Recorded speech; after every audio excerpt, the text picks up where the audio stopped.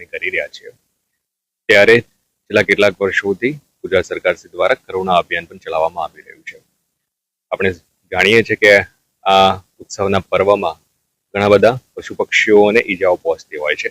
અને આવા ઈજાગ્રસ્ત જે પશુ પક્ષીઓ છે એમની યોગ્ય સારવાર થઈ શકે અને એમનો જીવ આપણે બચાવી શકીએ એવા ઉમદા હેતુથી આ કરુણા અભિયાન ગુજરાત સરકાર દ્વારા ચલાવવામાં આવે છે. ગુજરાત સરકાર શ્રીનું પશુપાલન વિભાગ અને સાથે સાથે આપણી વેટરનરી કોલેજીસ અને વન વિભાગ અને સમગ્ર જિલ્લા વહીવટી તંત્ર આમાં સંકળાયેલું છે. તમામ તાલુકાઓમાં આ પ્રકારના જે પણ ઘાયલ પશુ પક્ષીઓ છે એમની સારવાર થઈ શકે એ માટેની વ્યવસ્થાઓ કરવામાં આવેલી છે. હું તમામ નાગરિકોને વિનંતી કરું છું કે જે એવા સમયે છે કે જે સમયે પશુ અને પક્ષીઓની મૂવમેન્ટ મેક્સિમમ રહેતી હોય છે, ખાસ કરીને બર્ડ્સની મૂવમેન્ટ, એવા ક્રુશિયલ સમયે આપણે